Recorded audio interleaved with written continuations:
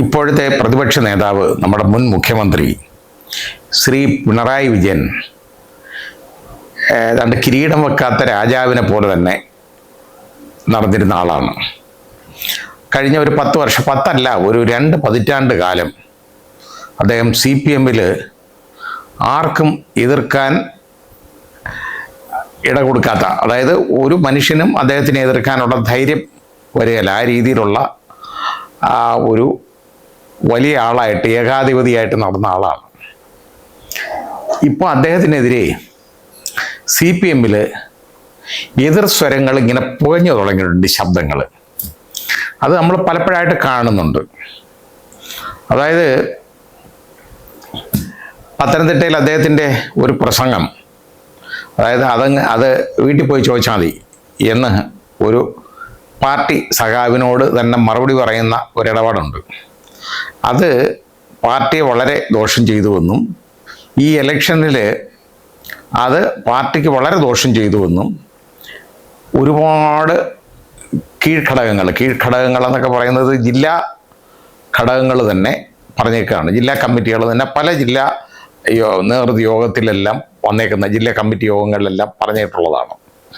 ഇപ്പം ഇത് കോട്ടയം ജില്ലാ കമ്മിറ്റിയും ഇത് തന്നെ രേഖപ്പെടുത്തിയിട്ടുണ്ട്, ഇങ്ങനൊരു സംഭവം. അപ്പോൾ മുമ്പാണെങ്കിൽ ഇതൊന്നും പറയാനാരും ധൈര്യപ്പെടത്തില്ല. അധികാരമില്ലാതെ പോയി കഴിഞ്ഞാലുണ്ടല്ലോ, അതായത് ഈ വീഴ്ച ഭയങ്കരമായിരിക്കും. ഉയരം കൂടുന്തോറും വീഴ്ചയുടെ ആഘാതം കൂടും എന്നുള്ള പഴഞ്ചൊല്ല് വളരെ അന്വർത്ഥമാണ് ഇവിടെ. കാരണം അദ്ദേഹം ആർക്കും ചെവി കൊടുക്കാത്ത രീതിയിൽ, ആരെയും അടക്കി ഭരിക്കുന്ന രീതിയിൽ വളരെ കർക്കശ സ്വഭാവത്തോടു കൂടി ഇങ്ങനെ പെരുമാറിയിരുന്നു. പാർട്ടിയിലായാലും ഗവൺമെൻറ്റിലായാലും എവിടെ ആയാലും പൊതുജനങ്ങളോടും. അപ്പോൾ അത് കുറേ കഴിയുമ്പോൾ ജനങ്ങൾ ഇതങ്ങ് തിരിച്ചറിയും. അത് പൊത്തോന്ന് പടക്കൂന്ന് എടുത്തങ്ങ് താഴെ ഇടുമ്പോൾ വീഴ്ചയുടെ ആഘാതം എന്ന് പറയുന്നത് വളരെ വലുതായിരിക്കും. അതാണ് ഇപ്പോൾ അദ്ദേഹം അനുഭവിക്കുന്നത്. അപ്പോൾ ഇതൊക്കെ വെച്ചുകൊണ്ടായിരിക്കാം പലരും ഇപ്പോൾ അദ്ദേഹത്തിനെതിരെ പറഞ്ഞു തുടങ്ങിയിട്ടുണ്ട്. പാർട്ടിയിൽ ഒരിക്കലും ധൈര്യപ്പെട്ടിട്ടില്ലാത്ത പലരും. അപ്പം അദ്ദേഹത്തിൻ്റെ വളരെ അടുപ്പക്കാരനായിരുന്നു ശ്രീ EP ജയരാജൻ. അല്ലെന്നൊന്നും പറയാൻ ഒക്കത്തില്ല, ഇപ്പോഴും കാണും, അടുപ്പം ഒക്കെ കാണും, ഇല്ലെന്ന് ഞാൻ പറയുന്നില്ല.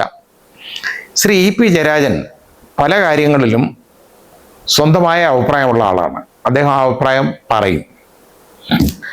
ആ അഭിപ്രായം പറയുമെന്ന് പറഞ്ഞാൽ അതിന് മുമ്പായിട്ട് ശ്രീ MV ജയരാജൻ പാർട്ടിയുടെ വലിയ നേതാവാണല്ലോ, അദ്ദേഹം പറഞ്ഞ ഒരു കാര്യമുണ്ട്. അതായത് തളിപ്പറമ്പിലുള്ള സ്ഥാനാർത്ഥി നിർണയത്തിൽ തെറ്റുപറ്റിയിട്ടുണ്ട്. അത് അവിടെ പാർട്ടിയുടെ തോൽവിയിൽ കലാശിച്ചു എന്നുള്ള രീതി അർത്ഥം വരുന്ന വിധത്തിൽ അദ്ദേഹം പറഞ്ഞു. അവിടെ മത്സരിച്ചത് PK ശ്യാമളയാണ്, ശ്രീ MV ഗോവിന്ദൻ്റെ ഭാര്യ, നമുക്കറിയാം. അപ്പോൾ അതിനെതിരെ അദ്ദേഹം പറഞ്ഞു എന്നുള്ളത് ഒരു വളരെ ശ്രദ്ധിക്കേണ്ട കാര്യമാണ്.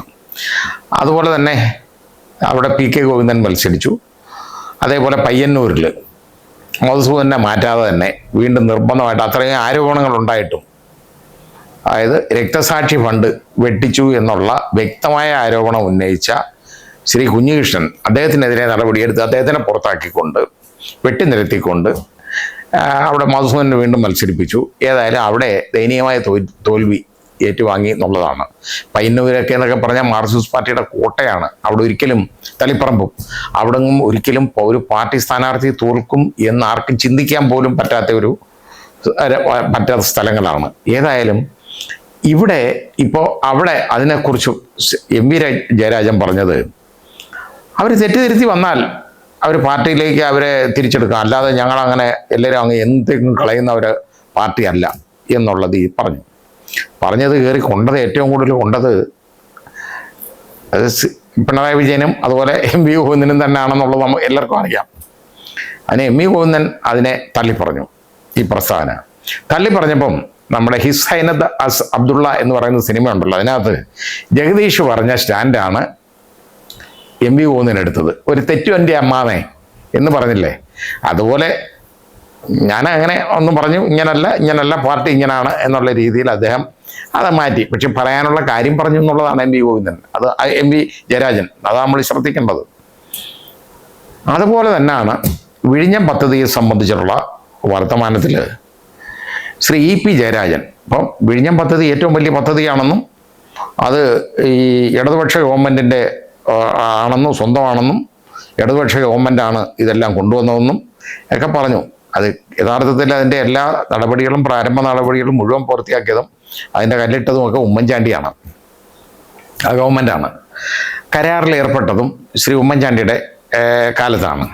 പക്ഷെ ഞാൻ അതിനെ ആ കരാറിൽ എനിക്കിപ്പോൾ താല്പര്യമില്ല ഉള്ള കാര്യം പറയാം. ശ്രീ ഉമ്മൻചാണ്ടിയെ എനിക്ക് വളരെ ഇഷ്ടമാണ്, ഉമ്മൻചാണ്ടി എനിക്ക് വളരെ ഇഷ്ടമാണ്, എനിക്ക് വളരെ പ്രിയപ്പെട്ട ആളാണ്. പക്ഷേ ഈ കരാറിലെ വ്യവസ്ഥകളെന്ന് പറയുന്നത് പലതും നമ്മുടെ സംസ്ഥാന താല്പര്യങ്ങൾക്ക് വിരുദ്ധമാണ്, എതിരാണ്. അത് കാരണം അദാനിക്ക് ഇതേപോലെ വഴിവിട്ട കാര്യങ്ങളാണ് അതിനകത്ത് വന്നതെല്ലാം. അത് മാത്രം വഴിവിട്ട സഹായങ്ങളാണ് അതിൽ വന്നേക്കുന്നത്. അത് മാത്രമല്ല, അത് മനസ്സിലാക്കുന്നതിൽ പരാജയപ്പെട്ടു എന്നുള്ളതാണ്. 1 രൂപ വെച്ചാണ് ഒരു ടണ്ണിന്, അങ്ങനെ കണ്ടാണ് യഥാർത്ഥത്തിൽ നമ്മുടെ സ്റ്റേറ്റിന് കിട്ടുന്നത്. പക്ഷെ നമ്മുടെ സംസ്ഥാനത്തിന് ഇതിന് മറ്റ് പ്രയോജനങ്ങൾ ഇതുകൊണ്ടുണ്ടാവും. അപ്പോൾ 1000 കപ്പൽ വന്നിട്ട് പോയി ഇവിടെ എന്നാണല്ലോ പറഞ്ഞേക്കുന്നത്. എത്ര രൂപ നമുക്ക് കിട്ടി എന്നൊന്ന് ഒരു കണക്ക് ഗവൺമെൻറ് ഒന്ന് പറയട്ടെ. 1000 രൂപ കിട്ടി കാണും 1000 കപ്പൽ വന്നെങ്കിൽ, അല്ലെങ്കിൽ ഒരു 10,000 രൂപ കിട്ടി കാണും. അദാനിക്ക് എത്ര രൂപ കിട്ടും? ഇപ്പം അദാനി അത് മറിച്ച് വിൽക്കാൻ തുടങ്ങുകയാണ്. 49% അദ്ദേഹത്തിൻ്റെ ഓഹരികൾ വിൽക്കുകയാണ്. 25% ഓഹരി വിൽക്കുന്നതിന് ആ കരാറിൽ വ്യവസ്ഥയുണ്ട്. അത് പണി തീരുന്നത് വരെ, അതായത് ഇത് ചാലുവാകും എന്ന് നമ്മൾ പറയുന്ന പോലെ, അതായത് ഇത് നടപ്പിൽ വരുന്നത് വരെ, പദ്ധതി പ്രാവർത്തികമാകുന്നത് വരെ, ഇപ്പം പ്രവർത്തനക്ഷമമാകുന്നത് വരെ. ഇപ്പം പ്രവർത്തനക്ഷമ ആയില്ല എന്ന് നമുക്ക് പറയാൻ ഒക്കത്തില്ല, കാരണം 1000 കപ്പൽ വന്നു പോയില്ലേ ഇവിടെ. അപ്പോൾ അങ്ങനെയുള്ളപ്പോൾ അത് MSC ഷിപ്പിംഗ് കമ്പനിക്ക് 49% ഓഹരികൾ വിറ്റഴിക്കാനുള്ള പരിപാടിയാണ്. കരാറിൽ പറഞ്ഞേക്കുന്നത് അവരുടെ 74% കരാർ ഓഹരികൾ അവർക്ക് വിൽക്കുന്നതിന് തടസ്സമില്ല, എങ്ങനെ ഇത് പ്രവർത്തനക്ഷമമായി കഴിഞ്ഞാൽ എന്നുള്ളതാണ് പറഞ്ഞേക്കുന്നത്. അപ്പോൾ അതിനകത്ത് എന്താ ഉള്ള കുഴപ്പമെന്താ ഉള്ളത്? ഇനി അതല്ലാതെ അതിന് മുമ്പ് കരാറിൽ ഏർപ്പെടണമെങ്കിൽ യഥാർത്ഥത്തിൽ ഈ വിൽപ്പന കരാറിൽ വിൽപ്പന നടത്തണമെന്നുണ്ടെങ്കിൽ, ഓഹരി വിൽപ്പന നടത്തണമെന്നുണ്ടെങ്കിൽ നമ്മുടെ ഗവൺമെൻറ്റിൻ്റെ അനുവാദം വാങ്ങിയിരിക്കണം. അപ്പോൾ ആ സ്റ്റേജൊക്കെ വരുന്നതേ ഉള്ളൂ. അത് ആ അനുവാദം അതൊക്കെ അദാനി സമയത്ത് കത്തൊക്കെ കൊടുത്തിട്ടുണ്ട്. ബാക്കിയുള്ള അദാനിയും മറ്റവരുമായിട്ടുള്ള അറേഞ്ച്മെൻ്റ് എന്നൊക്കെ, MSC ഷിപ്പിംഗ് കമ്പനിയായിട്ടുള്ള അറേഞ്ച്മെൻ്റ് എന്നൊക്കെ പറയുന്നത്, അവർ തമ്മിലുള്ള അറേഞ്ച്മെൻ്റ് എന്ന് പറയുന്നത് കേരളത്തെ ബാധിക്കുന്ന കാര്യമല്ല, അവർ തമ്മിലുള്ള കാര്യമാണ്. ആ അറേഞ്ച്മെൻ്റൊക്കെ നടത്തി ഇവിടുന്ന് സർക്കാരിൻ്റെ അനുവാദം വാങ്ങിക്കഴിഞ്ഞാൽ അവരുമായിട്ട് അതൊക്കെ ആ കച്ചവടം നടക്കണം. അതിനു വേണ്ടിയാണ് അവർ തമ്മിൽ കരാറിൽ ഏർപ്പെടുന്നത്. അതിന് അവർ തമ്മിൽ കരാറിൽ ഏർപ്പെടുന്നതിന് ഗവൺമെൻറ്റൊന്നും പറയാൻ ഒക്കത്തില്ല. അതാ പ്രശ്നം. ഞാൻ പറഞ്ഞത് ഈ കരാറ് ദൂരവ്യാപകമായ രീതിയിൽ നോക്കിക്കഴിഞ്ഞാൽ കേരളത്തിന് സംബന്ധിച്ചിടത്തോളം ഒട്ടും ഗുണകരമല്ല എന്നുള്ളതാണ്. ഇനി അത് മോഡിഫൈ ചെയ്യുന്നതിന് എന്തെങ്കിലും മാർഗങ്ങളുണ്ടോ എന്ന് നോക്കണം. ഈ കരാറിനെ വാനോളം പുകഴ്ത്തി ഇത് ഏറ്റവും നല്ല കരാറാണെന്നും അദാനിയാണ് ഏറ്റവും നല്ല ആളെന്നും എല്ലാം പറഞ്ഞ ആളുകളാണ് പിണറായി വിജയൻ ഗവൺമെൻറ്. അതാണ് നമ്മൾ ആലോചിക്കേണ്ടത്. കാരണം വാസവൻ പറഞ്ഞ എന്താ, ആ മീറ്റിങ്ങിൽ ആദ്യം ഇതിൻ്റെ ഉദ്ഘാടനത്തിൽ പ്രധാനമന്ത്രിയുടെ സാന്നിധ്യത്തിൽ Adani is our partner, Adani പ്രധാനമന്ത്രി ചിരിക്കുന്ന ഞാൻ കണ്ടു, അത് കേട്ടിട്ടുണ്ട്. അദാനി നമ്മുടെ കേരളത്തിൻ്റെ പാർട്ട്ണറാണെന്നാണ് പറഞ്ഞേക്കുന്നത്, കേരള ഗവൺമെൻറ്റിൻ്റെ പാർട്ട്ണർ എന്നുവരെ പറഞ്ഞു. ഭാഗ്യത്തിന് നമ്മളെയൊന്നും എല്ലാവരെയും അച്ഛനാന്ന് പറഞ്ഞില്ല, അതേ ഉള്ളൂ. ബാക്കിയൊക്കെ പറഞ്ഞു. ഈ പുകഴ്ത്തി പറഞ്ഞ ആളുകൾ ഇപ്പോൾ അങ്ങ് താഴെ ഇടുക, ഇപ്പം വഴക്കുണ്ടാക്കുക. ഇതിൻ്റെ കാരണം എന്താണെന്ന് ചോദിച്ചു കഴിഞ്ഞാൽ നമ്മൾ ചിന്തിക്കേണ്ട കാര്യങ്ങൾ തന്നെയാണ്. പിന്നെ ഇവർ രണ്ടുപേരും ഇതുപോലെ പറഞ്ഞു. പിന്നെ ഇനിയിപ്പോൾ അടുത്തതായിട്ട് ശ്രീ KN ബാലഗോപാൽ നിയമസഭയിൽ വെച്ച് മുഖ്യമന്ത്രിക്കെതിരെ, നമ്മുടെ പഴയ മുഖ്യമന്ത്രിക്ക്, അതായത് പ്രതിപക്ഷ നേതാവിനെതിരെ പൊട്ടിത്തെറിക്കുന്നത് കണ്ടു. 24 ചാനലിലൊക്കെ അത് കാണിച്ചതാണ്. അതായത് നിങ്ങളതെങ്ങനെ മിണ്ടായിരിക്കുന്നേ, നിങ്ങൾ പറ എന്നൊക്കെ പറഞ്ഞ് വളരെ ക്ഷുഭിതനായിട്ട് ഈ നമ്മുടെ പിണറായി വിജയനോട് സംസാരിക്കുന്ന കണ്ടു, വിരൽ ചൂണ്ടി. ഇങ്ങനെ അയാൾ നേരത്തെ സംസാരിക്കുമായിരുന്നോ? ഇല്ല. ഒരു പതനം വന്നു കഴിഞ്ഞപ്പോൾ, ഭരണം കയ്യിൽ നിന്ന് പോയി കഴിഞ്ഞപ്പോൾ, ഞാൻ പറഞ്ഞില്ലേ, ഗ്രഹണത്തിന് നീർക്കോലി പോലും തലപൊക്കും എന്ന് പറയുന്നുണ്ട്. അങ്ങനെ നീർക്കോലികൾ തലപൊക്കി തുടങ്ങി. അത് മനസ്സിലാക്കണം. ഇതൊരു വലിയ വീഴ്ചയുടെ ഒരു ഭാഗമാണ്. ബാക്കി ഇതിനെക്കുറിച്ച് പറയാനുണ്ട്, അത് ഞാൻ പിന്നെ പറഞ്ഞോളാം. അതേതായാലും ഇപ്പോൾ നമ്മളിത് കാണണം. വളരെയധികം ആളുകൾ അദ്ദേഹത്തിനെതിരെ പാർട്ടിയിൽ നിന്ന് തന്നെ ചെറുതായിട്ട് ഇങ്ങനെ തലപൊക്കി തുടങ്ങിയിട്ടുണ്ട്. അത് നമ്മൾ കാണണം.